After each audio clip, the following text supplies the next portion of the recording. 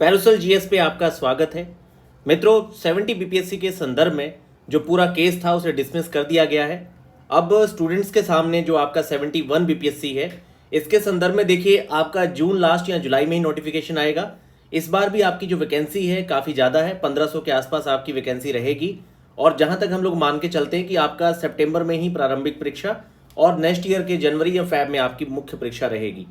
तो अब आपके पास देखिए दो चीज़ें हैं इसमें। एक तो आप 71 बीपीएससी के लिए पूरी तरह से अपनी तैयारी स्टार्ट कर सकते हैं। दूसरी चीज़ ये भी है कि बीपीएससी कंडक्टेड और उसके अलावा जो अदर स्टेट पीसीएस भी हैं, अगर जो भी विद्यार्थी जिनका 71 बीपीएससी 70 बीपीएससी क्लियर नहीं हुआ लेकिन यूपी पीसीएस का प्रीलिम्स क्लियर हुआ है, तो वो लोग यूपी पे फोकस करें। अगर किसी विद्यार्थी के द्वारा रिव्यू ऑफिसर का फॉर्म भरा गया है तो आप उसको फोकस करिए। आपके जून में उत्तराखंड का प्रीलिम्स है, उसे फोकस करिए। मतलब किसी भी तरीके से सिविल सर्विस की प्रिपरेशन में अगर आप दिल्ली पटना में रह रहे हैं और आपका टारगेट है बाकी अदर स्टेट पीसीएस भी, तो आप अपने आप को स्टेट पीसीएस की लेवल की बाकी पोस्ट के लिए भी, मतलब जिनके लिए आप एलिजिबल हैं, जो आप एग्जाम दे सकते हैं, उनके लिए अपने आप को प्रिपेयर रखिए। इसीलिए आपको प्रारंभिक और मुख्य परीक्षा दोनों में एक अच्छा संतुलन बना के चलना होगा। अभी आपका जो फोकस है वो 70% के आसपास मुख्य परीक्षा की तरफ होना चाहिए, लेकिन आप लगभग 25 से 30% अपना फोकस प्रारंभिक परीक्षा पे भी शुरू कर दीजिए, क्योंकि बार बार प्रारंभिक परीक्षा फेल होने पर फिर आपका जो एक सेल्फ होता है वो काफ़ी ज़्यादा हर्ट हो जाता है और एक समय के बाद आपके लिए रुचिकर भी नहीं होता है सिविल सर्विस में बने रहना। तो प्रारंभिक परीक्षा का निकलना बहुत ज़्यादा जरूरी है। इसीलिए मित्रों मैं आपसे कहूँगा कि आप अब मुख्य परीक्षा को स्टार्ट करिए। बेसिकली मैंने आपको सुबह एक शॉर्ट के तौर पे बताया था कि किस तरीके से आप कुछ की टर्म्स को यूज़ कर सकते हैं आईआर में। तो इंटरनेशनल रिलेशंस में अब मैं आपको कुछ और भी एग्जाम्पल बताने जा रहा हूँ जो खास तौर पे आपके टेक्नोलॉजी से रिलेटेड है, कि आखिर टेक्नोलॉजी से जुड़ा हुआ जो इन्फ्लुएंस है वो जियो पॉलिटिक्स को कैसे प्रभावित करता है। तो इसे थोड़ा मैंने हेडिंग सब हेडिंग फॉर्मेट में बनाया है, पर यहाँ पर मैं आपको सिर्फ कहूँगा कि आप लगभग 4 से 5 ऐसे पॉइंट हैं जो कम से कम आपको याद होने चाहिए। ये आप आईआर के किसी भी प्रश्न में इस्तेमाल इनका कर सकते हैं, बहुत अच्छे से आप इन्हें यूज़ कर सकते हैं। तो आइए बात करते हैं कि आखिर टेक्नोलॉजी की जियो पॉलिटिक्स में कैसे इसका इन्फ्लुएंस है। देखिए सबसे पहले तो ग्लोबल गवर्नेंस की बात करते हैं कि बहुत सारे चैलेंजेस हैं सवरिनिटी को लेकर, किसी भी राज्य या राष्ट्र की संप्रभुता को लेकर, जैसे इंटरनेट गवर्नेंस है, एआई है, बायोटेक और आपके डेटा प्राइवेसी जैसे बड़े बड़े इशू जो हैं ये चर्चा में रहते हैं। तो ये की टर्म्स हैं, आपको याद रखने चाहिए। डेटा प्राइवेसी, ठीक है। इकोनॉमिक इन्फ्लुएंस का क्या है, तो भाई फोर्थ इंडस्ट्रियल रिवोल्यूशन आप जानते हैं 4.0। अब आपका new age cutting computing technology base पे जो आपकी इंडस्ट्रीज हैं, आप देखते हैं कि 3D प्रिंटिंग आ गया है, ठीक है। इसके अलावा ब्लॉकचेन टेक्नोलॉजी है और बहुत सारे ऑटोमेटेड मशीन के द्वारा भी प्रोडक्ट बनने शुरू हो गए हैं। तो आपकी फोर्थ इंडस्ट्रियल जो रिवोल्यूशन है ये एक बड़ा मुद्दा है, ठीक है, आप इसे याद रखिए। मिलिट्री पावर सिक्योरिटी की बात की जाए तो एआई, आर्टिफिशियल इंटेलिजेंस बेस्ड आपके बहुत सारे एआई ड्राइवन वेपन्स हैं, ठीक है, ये एक पॉइंट है, आप यूज कर सकते हैं। नॉन स्टेट एक्टर्स जो हैं उनके द्वारा भी साइबर वॉरफेयर या इंक्रिप्टेड कम्युनिकेशन खास तौर पे हीट स्पीच वगैरह फैलाने में इस्तेमाल किया जा सकता है। जैसे खास तौर पे कई बार पाया गया है कि केरला के क्षेत्र में कई बार इस तरह के इंक्रिप्टेड कम्युनिकेशन पाए गए हैं।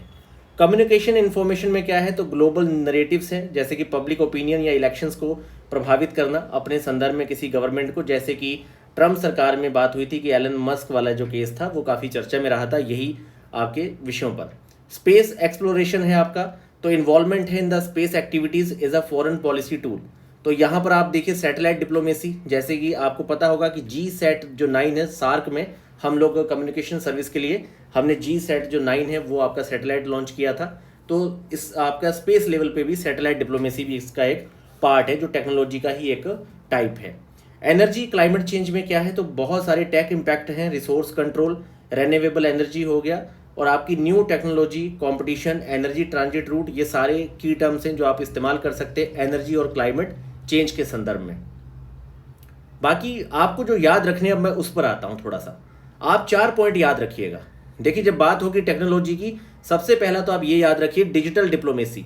इसके संदर्भ में सबसे हालिया उदाहरण है आपका UPI adoption by the Bhutan, Nepal और भी कई सारे देशों के द्वारा किया गया। पर भारत के सबसे पड़ोस के आप 2 देश याद रखिए कि भूटान, नेपाल, यहाँ पे डिजिटल डिप्लोमेसी का सबसे अच्छा एग्जाम्पल क्या है, यूपीआई एडॉप्शन, ठीक है।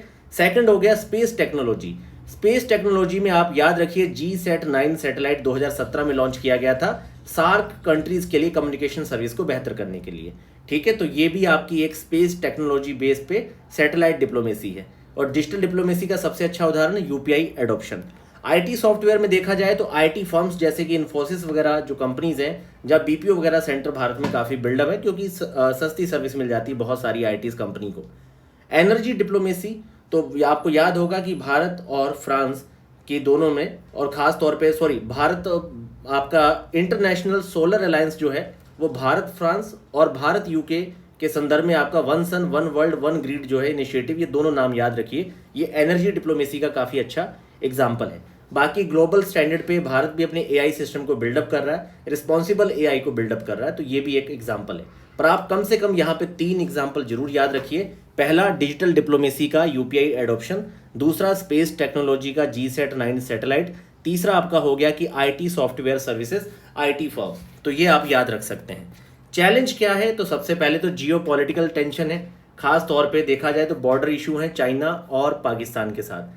तो जियो पॉलिटिकल टेंशन के चलते ये एक रोड ब्लॉक है आपका, ठीक है, चैलेंज है ये इंडिया के टेक लीडरशिप में आगे बढ़ने का। दूसरा टेक्नोलॉजिकल डिपेंडेंस है, बहुत सारे फॉरेन टेक वगैरह जो है, हमारा जो R&D है, अगर आप देखेंगे टोटल जीडीपी बजट का 0.7% है, R&D हमारा बहुत कम है और ज़्यादातर विदेशी तकनीकों को हम लोग निर्भर हैं। जैसे भारत में ही इस समय सेमीकंडक्टर इकोसिस्टम बिल्डअप करने के लिए भारत आईसेट का भाग बना है, यूएसए से हम लोग टेक्नोलॉजी को इंपोर्ट कर रहे हैं। डेटा प्राइवेसी सवरिनिटी, तो डेटा प्राइवेसी और संप्रभुता का विषय है, खास तौर पे क्रॉस बॉर्डर बिजनेस और डेटा फ्लो को लेके। इन्वायरमेंटल इम्पैक्ट भी है, high energy consumption of AI और टेक इंफ्रास्ट्रक्चर, ये सारे भी इशू हैं, तो ये कंसर्न है। अब वे फॉरवर्ड क्या है भारत के लिए, तो सबसे पहला तो है कि रेगुलेटरी अलाइनमेंट, कि भाई बिलेटरल या मल्टीलेटरल लेवल पे पार्टनरशिप करनी होगी बाकी सब देशों के साथ, द्विपक्षीय और बहुपक्षीय।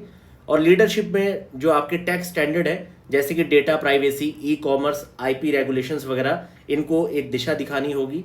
एथिकल यूज ऑफ टेक्नोलॉजी होना चाहिए इंडिया जियो पॉलिटिकल वैल्यू में।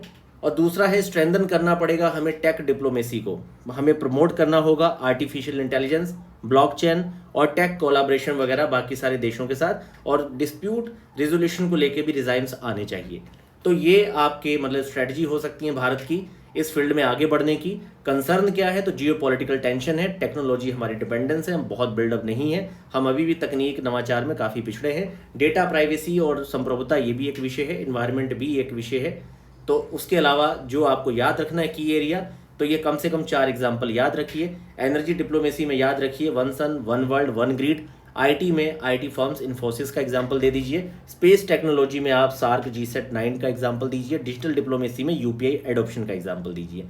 ठीक है, ये 4-5 एग्जाम्पल याद रखिए। बाकी तो आपको बहुत जरूरी नहीं है सारी हेडिंग्स वगैरह याद रखने की, ये कम से कम जो मैंने 4 से 5 एग्जाम्पल आपको बताए ये आपको कंठस्थ कर लेने हैं और इनका इस्तेमाल करना है आपने IR के प्रश्नों को डील करते समय।